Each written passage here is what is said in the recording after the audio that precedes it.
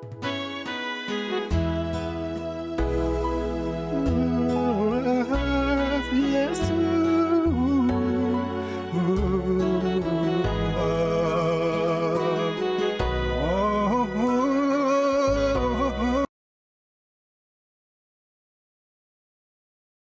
እግዚአብሔር ይዝብል ናይ መን እንተይልና ናይ እግዚአብሔር ቃል እግዚአብሔር ሲ ንዓና ተዋሂብና እዩ ክብርና አምላክ ንሕና እኳ ንኽንነብር ምክንያትናስ እግዚአብሔር ስለ ህያው ዝኾነ እዩ ማለት እዩ። እዚ ቃል እዚ ህያው እዩ፣ ዝሰርሕ እዩ፣ በልሕ እዩ፣ ዝምርምር እዩ፣ ዝፈልእ እዩ። ናይ እግዚአብሔር ቃል ከምቲ አምላኽ ዝደልዮ ንኽትከውን ዘግብር ሓይሊ አለ ኢሉ እግዚአብሔር እንታይ እንተይልና ህያው አምላኽ እዩ ዘሎ ዝነበረ ዝነብር ሓደ እግዚአብሔር ቃል ናብ ህይወትና ምስ እንዋህዶ ናይ ምስራሕ ሓይሊ አለው ኣብ ህይወትና። ቃል እግዚአብሔር አምላኽ ካብ ምንታይ ተደሪኽካ ስራሕትካ ዝሰርሕ ከም ዘለካ የርእየካ።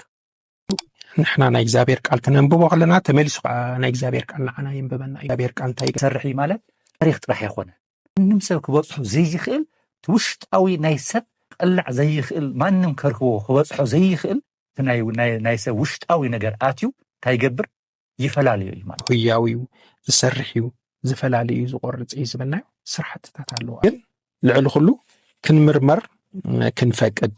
ናይ ሰብ ውሽጣዊ ነገር ሰብ ይፈልጥን እዩ። ንሕና ፈቒድና ንሃብ ንመርምር ስለዘይፈልጦ ኣይኮነ ኣብ ዘለናዮ ኮይና ንዕኡ ብርሃንን ፀልማትን ሓደ ናይ እግዚአብሔር ዕንቲ ግን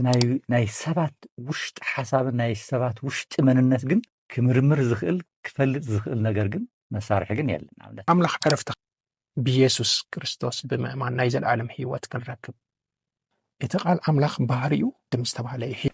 ለማዓንቲ ድማ እንደገና ከምቲ ልሙድ ኣብቲ መልእኽቲ ዕብራውያን ዝጀመርናዮ ዳህሳስ ናይቲ ሙሉእ መፅሓፍ ኢና ንኸይድ ዘለና። ንሱ ድማ እንታይ እዩ ኣብ ዝሓለፈ ምዕራፍ 4 እስካብ ቁፅሪ 11 ኢና ርኢና ነርና። እዚ ድማ ብሕልፊ ጠመተ ዝገበረ ብዛዕባ ዕረፍቲ ኮይኑ ናብቲ ዕረፍቲ ክንኣቱ ክንገብሮ ዝግበአና ንእግዚአብሔር ህዝቢ ዕረፍቲ ሰንበት ከም ዝተረፈትሎም ናብኡ ንምእታው ድማ እንደገና ሎሚ ዝብል ዛዕባታት እውን እናልዕለ እውን ኢና ክንዛተ ኣርእና መፂና ነርና። እዚ እቲ ዋና ዓንዲ መገዲ ህይወት ኮይኑ ካብ ቁፅሪ ምዕራፍ 4 ቁፅሪ 12 እስካብ 13 ዘሎ ክልቲአን ጥቕሳት ክንርኢ ኢና። ከምቲ ልሙድ ድማ ብሓደ ዘለና መምህር የማነ ገብረ መድሂን ኣሎ፣ ኣነ እውን ምሕረት ኣብ ብርሃን ኣለኹ። ኣብዚ ዛዕባ ሌልና ናተዛረብና ክንፀንሕ ኢና። ስለመክህታልኩም እናመስገንና ናብቲ ዘለዉ ነጥብታት ክንሓልፍ ኢና እሞ ንእሽት ኢለ ንመምህር የማነ ክህቦ ኣብዚ ብመሰረቱ ኣብዚ ናይ ምዕራፍ 4 ቁፅሪ 12 እስካብ ቁፅሪ 13 ዘሎ ናብቲ ክንዛረቦ ዝቐነና ብዛዕባ ናብቲ ናይ ዕረፍቲ ምእታው ምልከት እዩ እናተዛረበ ዝቕፅል ዘሎ። ብፍላይ ኣብዚ ድማ ምስ ቃል ኣምላኽን ምስ ናይ እግዚኣብሔር ኣብ መወዳእታ ንህቦ ፍርድን ነቕርቦ ፀብፃብን ኣታሒዙ እዩ ዝዛረበና ዘሎ። ብዋንነት ግን ኣብቲ ምዕራፍ 4 ቁፅሪ 12 ዝዛረቦ ግን ናይ ቃል ኣምላኽ ባህሪ እንታይ ከም ዝኾነ ቃል ኣምላኽ ባህሪኡ እንታይ እዩ ዝብል ኣስፍሕ ኣቢሉ እተን ቃላት ንሕዳእ ርኢናየን ነጥቢ ብነጥቢ ብዙሕ ቁም ነገራት ሒዘን ኢና ንረኽበን። ንሱ ድማ እንታይ እዩ ዝብል ዘሎ እቲ ቃል ኣምላኽ ከንብቦ እሞ ኣብኡ ንእሽተይ ግዜ ክንሕልፍ ከምዚ ይብል ቃል እግዚኣብሔር ህያውን ዝሰርሕን እዩ ነፍስን መንፈስን መጋጣጠምን ኣንጉዕን ክሳዕ ዝፈላሊ ዝቆርፅ ካብ ክልተ ዝኣፉ ሰይፊ ዝበልሕ እዩ ኣብ ልቢ ዝተሰወረ ሓሳብን ድሌትን እውን ፈልዩ ዝምርምር እዩ ኢሉ ይዛረብ። ቁፅሪ 12 ኣብ ንእሽተይ ጠመተ ጌርና ክንርኢ ኣብዚ ክጅምር ከሎ እንታይ እዩ ዝብል ቃል እግዚኣብሔር እዩ ዝብል ክጅምር ከሎ እዚ ቃል ናይ መን እዩ እንተይልና ናይ እግዚኣብሔር እዩ፣ ናይ እግዚኣብሔር ባዕሉ እዩ። ስለዚ ናይ እግዚኣብሔር ባዕሉ ከምኳ ተዛሪቡ ድማ እንታይ ኢሉ ይቕፅል እዚ ቃል እዚ ባህርያቱ ወይ ከዓ መንነቱ እንታይ እዩ እንተይልና ህያው እዩ ኢልዎ ኣሎ። ተነጥታት ተርኢናየን ዝሰርሕ እዩ ኢልዎ ኣሎ፣ ካብኡ በልሕ እዩ ኢልዎ ኣሎ፣ ብልሑ ገሊፅዎ ኣሎ፣ ዝምርምር ከም ምዃኑ እውን ገሊፅዎ ኣሎ፣ ብዛዕባ ምርመራ እውን ኣልዒሉ ኣሎ፣ በልሕ እዩ ዝምርምር ኢልዎ ኣሎ፣ ካብኡ እውን ዝፈልእ እዩ ኢልዎ ኣሎ ማለት እዩ ምፍላይ ዝብል እዚ ብሕልፊ ካራክተር ወይ ከዓ ባህርያት ናይ እግዚኣብሔር ቃል በዘን ነጥብታትን ገሊፅዎ ኣሎ። ደግሞ ህያው እዩ፣ ዝሰርሕ እዩ፣ በልሕ እዩ፣ ዝምርምር እዩ፣ ዝፈልእ እዩ ኢሉ ኣቕሚጥዎ ኣሎ ማለት እዩ። زي زغونه قالاتي وقميت زلك عبيت زغونه قم نغراتي وقميت وزلو حدا تجميرنا بتهياو زبل نحر جميرنا يو الاملاح نمنتا اي هياو يزبل زلو خميل هياو نتخمن ريخو تيلنا تانا من يزمرسنا تيلنا ناو እግዚአብሔር በዓል እግዚአብሔር እንታይ እንተይልና ህያው አምላኽ እዩ ዘሎ ዝነበረ ዝነብር ሕዝቡን ዘሎ ዝቕፅል እዩ ማለት እዩ ካብኡ ሓሊፉ ግን ናይ ሓደ ህያውነት መግለጺ ኣለዎ መግለጽነቱ እንታይ እንተይልና ህያው ከም ምዃኑ ዝግለጸሉ ነገራት ኣሎ እዚኣቶም እዮም ብሕልፊ ናይ እግዚአብሔር ቃል ህያው ምዃኑ ቀፂሎም ዝግለጹ ዘለዉ ነገራት ኣለዎ ማለት እዩ ዝገልጽዎም ሓደ እንታይ እንተይልና ዝሰርሕ ምዃኑ ህያውነት መረጋገፂ እዩ እንታይ ዝሰርሕ ኣብዚ ገሊጽዎ ኣሎ ማለት እዩ ሓደ ዝሰርሕ ማለት ስቑኢሉ ይኾነን ማለት እዩ ዝሞተ ይኾነን ታሪክ ጥራሕ ይኾነን እንታይ ዝገብር እዩ ዝሰርሕ እዩ ኣብ ልቢ ሰብ ኣትዩ ዝቕይር እዩ ክውቀስ እንተሃልይዎ ዝወቅስ እዩ ንስሓ ከዓ እትኸልይዎ ንስሓ ከዓ ዝገብር እዩ ዝቕየር ሓይሊ ሂቡ ድማ ክቕይር እውን ዝኽእል እዩ ክረትዕ ዝኽእል እዩ ክፈርድ ዝኽእል እዩ ብዙሕ ነገራት ከስልጥ ዝኽእል እዩ ማለት ቃል እግዚኣብሔር ኣምላኽ ስለዚ እቲ ህያውነቱ እንታይ እንተይልና ኣብ ስርሑ እዩ ኣብ ተግባሩ እዩ ዝተበላሸው ህይወት ዝነበረ ይቕይሮ ዝተበላሸው ልቢ ዝነበረ ይቕይር ናይ ሰባት ማንነት ይልውጦም ይቕይሮም ስለዚ እዚ እዩ እቲ ሓደ ስርሑ ማለት እዩ ካብቲ ሓደ ስርሑ ገጽ ኣቕሚጥዎ ዘሎ እንታይ ኢሉ ኣሎ ነፍስን መንፈስን መጋጠሚ ኣንጉዕን ክሳዕ ዝፈላለ ድማ ዝቆርጽ ኢሉ ኣሎ እዚ ድማ ብልሑ እዩ ዘርኢ በሊሕ ምዃኑ ድማ እንደገና ነዚ እውን ናይ ህያውነቱ እንታይ እንተይልና መግለጽ እዩ በሊሕ ምዃኑ ብጣዕሚ ኣዝዩ በሊሕ ምዃኑ እቲ ሰብ ብሓሳብ ይኹን ብገለ ብናይ ዓለማዊ ትምህርቲ ይኹን ብናይ ዓለማዊ ወይ ካልኣይ ትምህርቲ ናይ ሳይኮሎጂካል ትምህርታት ማለት ካውንስል ዝግበር ድዩ ብገለ ማንም ሰብ ክበጽሖ ዘይኽእል ውሽጣዊ ናይ ሰብ ክቕላዕ ዘይኽእል ማንም ከርክቦ ክበጽሖ ዘይኽእል ናይ ሰብ ውሽጣዊ ነገር ኣትዩ እንታይ ይገብር ይፈላለዩ እዩ ማለት እዩ ንኣብነት መንነትና ብዙሕ ግዜ እንታይ ኢና ንብል ሰብ መንፈስ ነፍሲ ስጋ ኣለዎ ኢልና ኢና መጽሓፍ ቅዱስ እውን ዝብለና ማለት እዩ ብከምዚ ዓይነት ስራሕና ሰባት ኢና ንባዕልና እኳ መንነትና ንባዕሉ እዚ ሓሳባት ናይ ሓሳባት ስምዒታትና መንፈሳዊ ድዩ ነፍሳዊ ድዩ ስጋዊ ድዩ እንታይ ኢልና ክነቕምጦ ናፍቲልና ካተጎራይዝ ጌርና ከዓ ፍልልይ ጌርና ክነቕምጦ ይከብደና እዩ ካብኡ ሓሊፉ እውን ንሰባት እኳ ንባዕሉ ክንመክር ከለና ክንምዕድ ከለና ምስሊም ወይ ከዓ ምኽሪ ክንህብ ከለና ብዙሕ ነገራት ናይ ሰብ ውሽጣዊ ነገር ሰብ ይፈልጥን እዩ እቲ ቃል እግዚኣብሔር ግን ቃል ኣምላኽ ክነንብብ ከለና ቃል ኣምላኽ ብቃል ኣምላኽ ሰባት ክንምዕድ ከለና ግን ንሕና እኳ ከይፈለጥናዮ ከይተረዳእናዮ እቲ ናይ ሰብ ስምዒትን ናይ ሰብ ውሽጣዊ መንነትን ኩሉ ኣትዩ እንታይ ይገብሮ ክንስሕ እንተልይዎ ክንስሕ ይገብሮ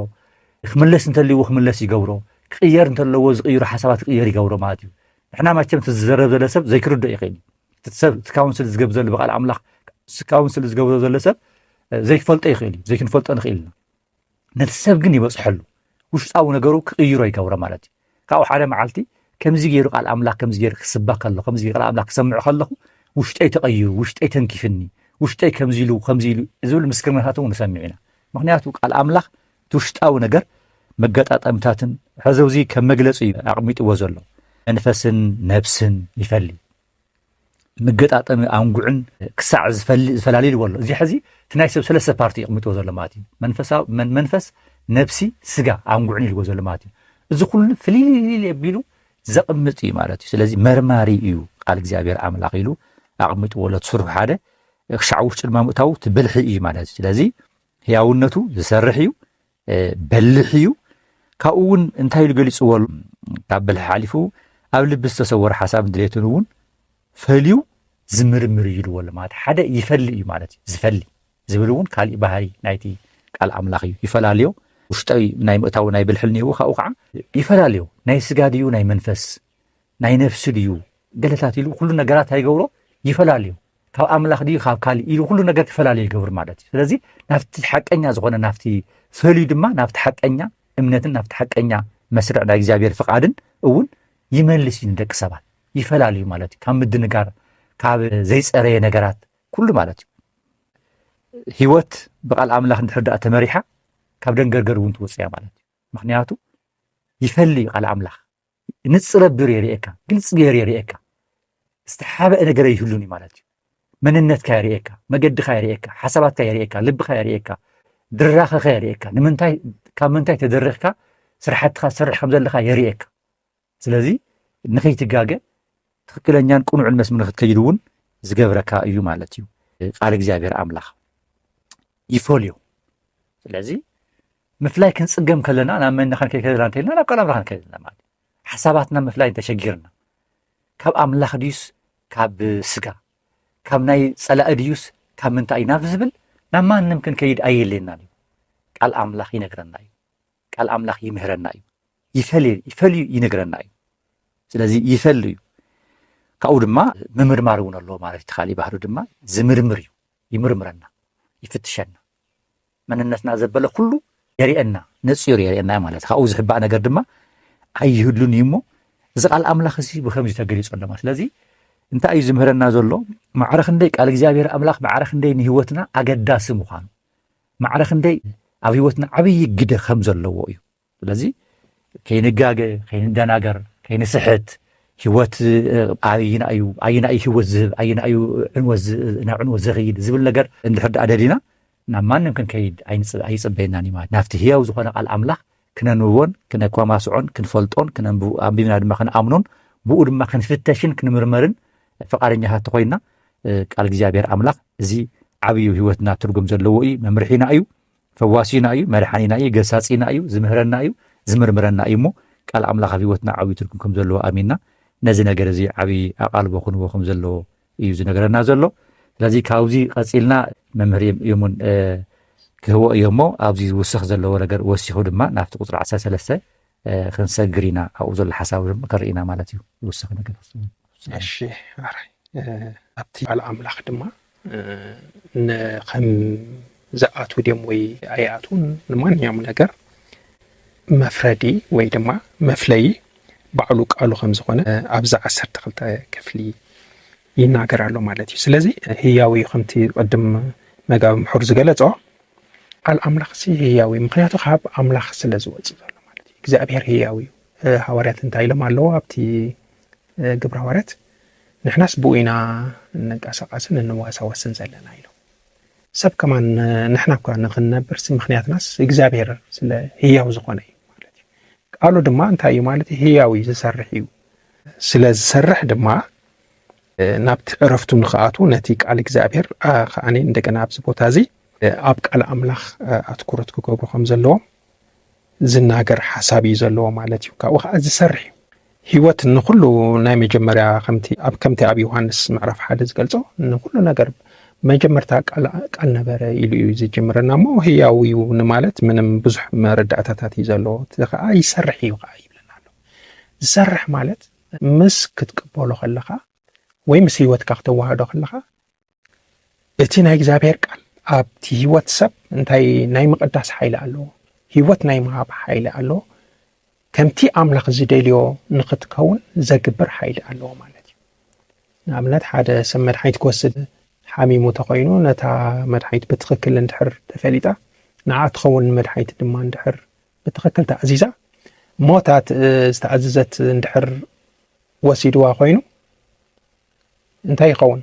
ኣብ ውሽጡ ኣትዩ እቲ ዝድለ ስራሕትታት ሰሪሑ ካብቲ ዝተባህለ ሕማም ናይ መድሓን ሓይሊ ወይ ድማ ስራሕ ኣለዎ ማለት እዩ ልክዕ ከምኡ ድማ ናይ እግዚአብሔር ቃል ናብ ህይወትና ምስ እንዋሃዶ እንታይ ይኸውን ማለት እዩ ናይ ምስራሕ ሓይሊ ኣለዎ ኣብ ህይወትና ማለት እዩ ከምቲ አምላኽ ዝደልዮ ዓይነት ቢሩ ይስርሐና ማለት እዩ ንኣምላኽ ባህ ዘብለን ባህ ካብቲ ንኣምላኽ ባህ ዘይብል ርሒቕና ነቲ ኣምላኽ ባህ ዘብል ነገር ንኽንከውን እቲ ቃሉስ ዝሰርሕ እዩ ስቂሉ ከም ሓደ ታሪኽ ወይ ከም ሓደ ስነ ጽሑፍ አንቢብናዮ ጥራሕ ሓበሬታ ንረኽበሉ ኣይኮነን ማለት እዩ ነፍስን መንፈስን መገጣጠሚ አንጓዕን ክሳዕ ዝፈሊ ዝቆርጽ እዩ ስለዚ እዚ ኣጸቢቑ ተዘርዚሩ እዩ ቅድም ናይ መፍላይ ሓይሊ ኣለዎ ናይ እግዚአብሔር ቃል ናይ ምውጋድ ሓይሊ ኣለዎ ነቲ ንኣምላኽ ባህ ዘየብል ነገራት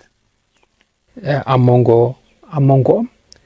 ክትፈልዮም ዘይትኽእሎም ነገራት ክፈሊ ናይ ምኽኣል ሓይሊ ኣለዎ ልክዕ ከምኡ ዓይነት መሳርሒ ከም ዝኾነ ይነግረና ማለት እዩ እንደገና ካብ ክልተ ዝኣፉ ሰይፍ ዝበልሕ ማለት ድማ ብኩሉ ወገን ዝዛረብ ኣነ ሕዚ ይናገር ኣለኹ ትሰምዕ ሰብ እውን ኣሎ ማለት እዩ ኣብ ኩላትና ዝሰርሕ ናይ እግዚአብሔር ቃል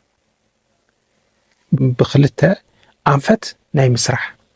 ሓይሊ ከም ዘለዎ እውን ዝሕብረልና እዩ ካኡ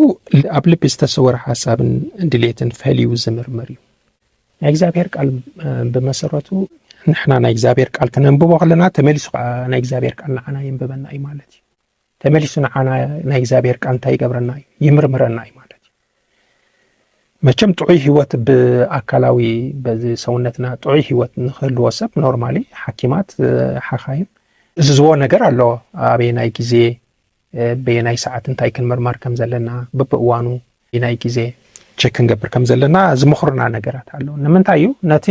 ጥዑይ ዝኾነ ህይወት መታን ንኽህልወና እዩ ማለት እዩ ብመንፈሳዊ ነገር ድማ ሰብ ጥዑይ ህይወት ክህልዎ ተኮይኑ ብእግዚአብሔር ቃል ክምርመር ኣሎ ማለት እዩ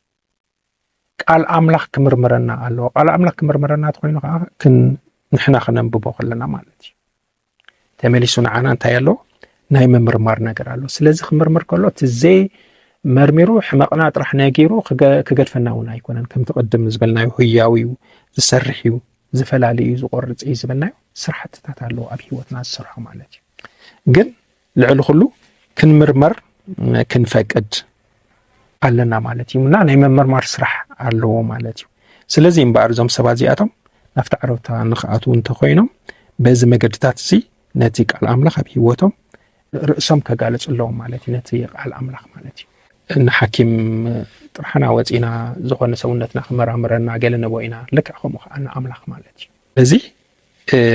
ቃል ክምርምረና ከሎ ከዓ ናፍቲ ኣምላኽ ባህል ዘብል ነገር ከምፃና እምበር ዝኾነ ነገርና ፈሊጡ ክሓድገና እውን ኣይኮነ ናብቲ 13 ተኸይና ግን ኣብ ቅድሚ ዓይኑ ኩሉ ነገር ከዓ ቁልዑን ስጡሕን እዩ ባይዘው ንሕና ፈቒድና ንሃብ ንመርምር ክንብል ከለና ኣምላኽ ስለ ዘይፈልጦ ኣይኮነ እግዚአብሔር ኣብ ዘለናዮ ኮይና ንዑ ብርሃንን ጸልማትን ሓደ እዩ ማለት እዩ ኩሉ ነገርና ይፈልጦ እዩ ፈቒድና ናብኡ ክንመጽእ ከለና ግን ንዓና ንበረኸት ይኾነና እዩ እምበር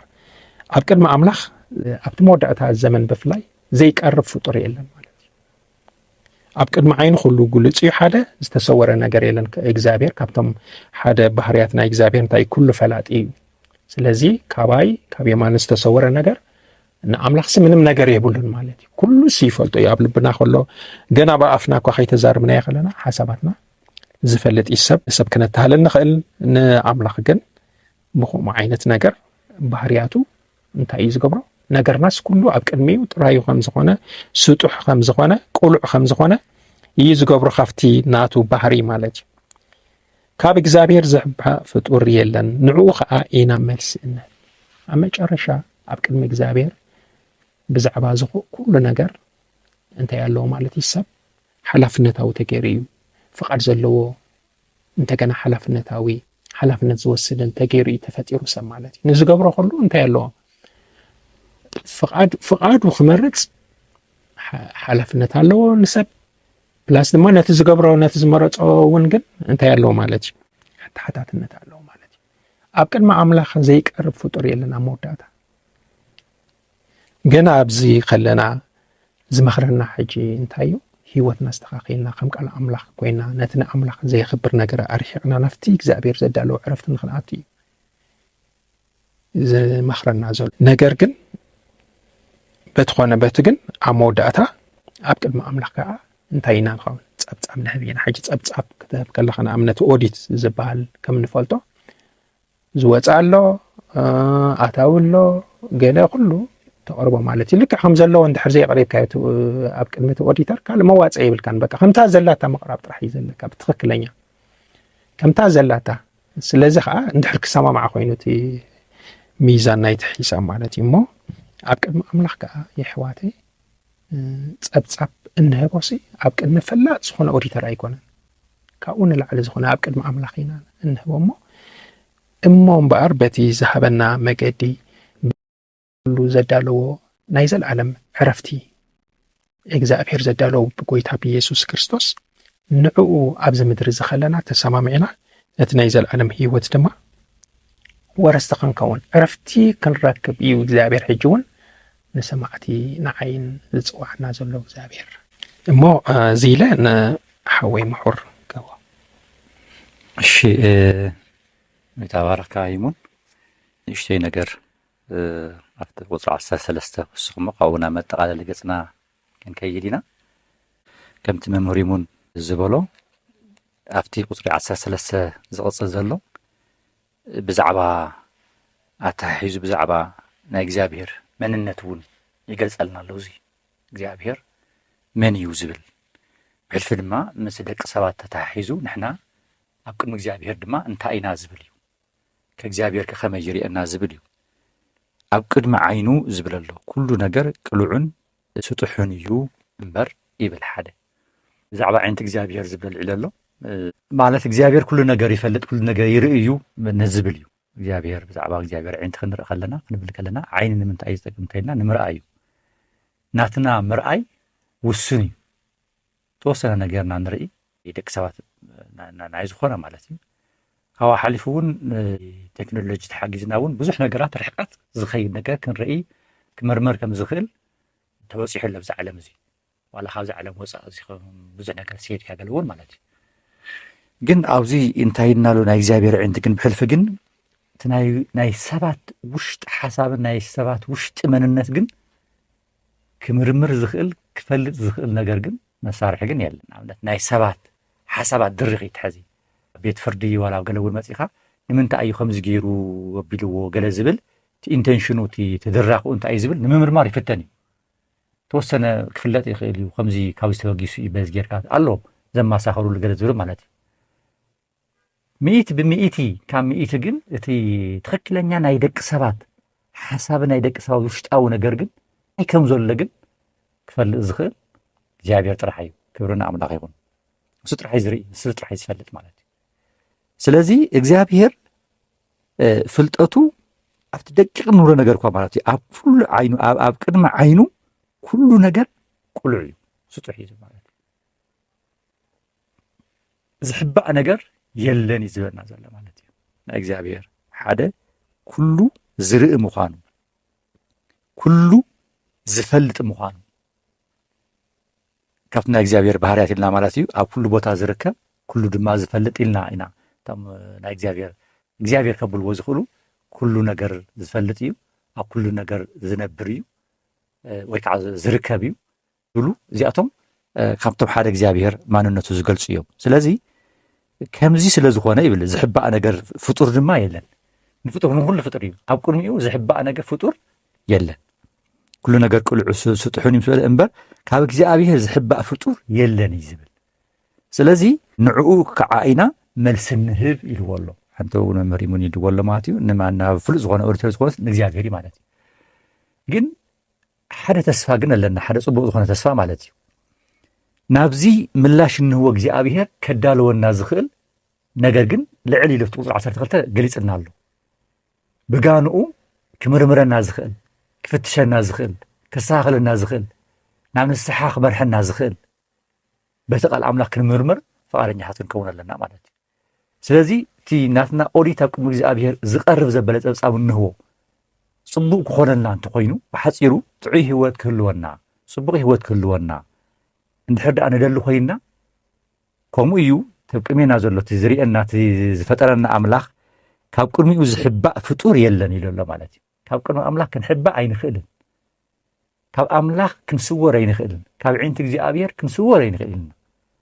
ዝተሓበአ እንብሎ ነገራትና ኩሉ እኳ እግዚአብሔር ይፈልጦ እዩ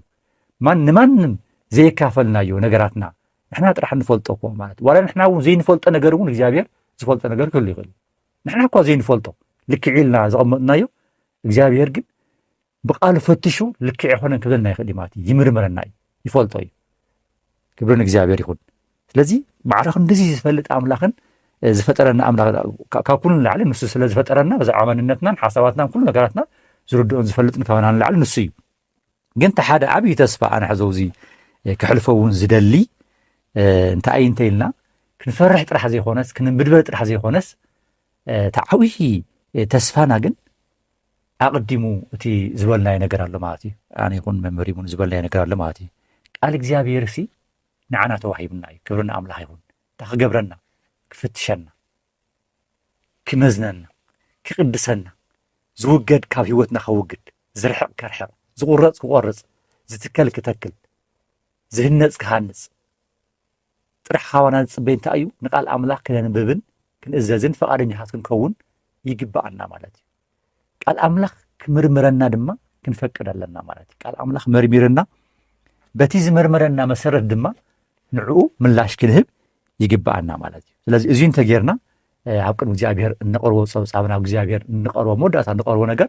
ጽቡቁን ሰመረን ይኮነና ማለት እዩ ለውድእ በሐጺሩ እንታዩ ጥዑይ ህይወት ክህልወና ደንደሊ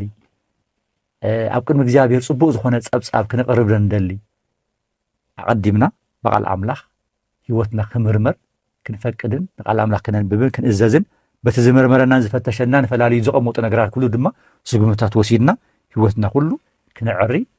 ኢና ቃል ኣምላኽ እዩ ቃል ኣምላኽ ዝዕድመና ዘሎሞ ናይ መወዳእታ ትገብሮ ዕድምታት ሃሊካ ድማ ይሙን ሓኻባካሞ በዚ ከጠቃለል ማለት እዩ ክብሩና ኣምላኽ እዩ እሺ ምሕረይ ከምቲ ዝተባሃለ እግዚአብሔር ሲ ነቲ ዝፈጠሮ ነፍስስ ከመይ ገይሩ እዩ ምስኡ ምዕሩይ ዝኾነ ህይወት ክነብር ዝኽእል ኢሉ ብፍላይ ድማ እግዚአብሔር ነሰብ ምስ ፈጠረ ከምቲ ኣብ መበል ምስ ፈጠረ ብድሕሪኡ ናይ ዕረፍቲ መዓልቲ ዝነበረ ተምሳሌት ዝኾነ ናይ ፍጥረት ዝነበረ ግዜ ካብ 1-7 መዓልቲ ዘሎ ሕጂ ኣብቲ መወዳእታ ዘመን እግዚአብሔር ንፍጥረት ኩሉ ሰብ ዕረፍቲ ኣዳልዩ ኣሎ በዚ እዋን እዚ ነዚ ቃል እግዚአብሔር ትሰምዕ ወይ ሓፍተይ ዓበይኹን ንእሽተይ ኩላትኩም ማለት እዩ እግዚአብሔር ንሰብ ዘዳለዎ ነገር ዕረፍቲ እግዚአብሔር ሞት ኣየዳልዎን ንሰብ እግዚአብሔር ጥፋት ኣየዳልዎን ንሰብ እግዚአብሔር ፍርዲ ኣይኮነን ኣዳልዩ ንሰብ እግዚአብሔር ዘዳለዎ ዕረፍቲ ግን ክእተወሉ ናፍቲ ናይ ኣምላኽ ዕረፍቲ ከዓ ክንኣትወሉ ንኽእል መገዲ ከዓ እግዚአብሔር ኣዳልዩ ኣሎ ማለት እዩ ብእምነት ብኢየሱስ ክርስቶስ ብምእማን ናይ ዘለዓለም ህይወት ክንረክብ ምስ ኣምላኽ ኣብዚ ምድሪ እዚ ዕረፍቲ ናይ ዘለዓለም ዕረፍቲ ከዓ ኣብቲ ናይ ዘለዓለም ህይወት ንኽህልወና እግዚአብሔር እዚ ካብ መጀመርያ ፍጥረት ኣዳልይዎ ኣሎ ማለት እዩ ነዚ ህይወት እዚ ንኽንረክብ ድማ ናይ እግዚአብሔር ቃል ኣብዚ ምድሪ እዚ ኣብዚ ኣብ ንነብረሉ ግዜ ብእምነት ንእምነትና ኣጽኒዕና ክንነበር ምእማን በቃል ኣምላኽ እዩ ብመሰረቱ ማለት እዩ ምስማዕ በቃል ኣምላኽ ኢና እንታይ እምነት ዝጥረይ ማለት እዩ ስለዚ እምነትና እንዳበርትዐ እንዳጠንከረ ክኸይድ ኮይኑ ኣብ ቃል ኣምላኽ እንታይ ክንገብር ኣለና ጠመተ ክንገብር ኣለና ማለት እዩ ናይ እግዚአብሔር ቃል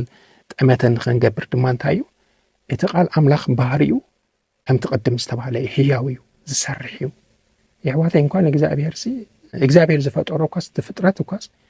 ንእምነት ተኽሊ ተርኢናስ ዘርኢ ኣለዋ ማለት እዩ እግዚአብሔር ዝፈጠሮ ማለት እዩ ትባዛሕ ንኽትባዛሕ ዝገበራ ህያው ክትኸውን ዝገበራ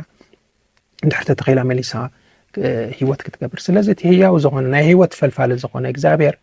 ዝዛረቦ ዘሎ ቃል ህያው ቃል እዩ ዝሰርሕ እዩ እንድሕር ምስ ህይወትና ዋሂድናዮ መድሓኒት እኳ ይሰርሕ ኣሎ ቃል ኣምላኽ ከዓ ክንደየናይ ደኣ ኣብ ህይወት ሰብ ዘይሰርሕ ማለት እዩ ካብኡ ተፈላለዩ መሳርሕታት ነዚ ሰውነትና ዝምርምሩ ኣለዉ ሕጂ ኣይተመርመርናን ማለት ሕማም የብልናን ማለት ኣይኮነን ሕጂ መፂኦም ኣለዉ ብዙሕ ዓይነት መሳርሕታት እና ብቐሊል ቀደም ዘይነበረ ሕማም ሕዚ መፂ ገለ ይበሃል ኣይኮነን ግን ዝመስለኒ ማለት እዩ ዘይነበረውና ኣሎ ኸውን ይኽእል ግን ስለ ዘይተመርመርካ ግን ኣይሓመምካን ማለት ኣይኮነን ክትምርመር ከለኻ ግን ኩሉ ነገርካ ይወፅእ ማለት እዩ ወፂ ግን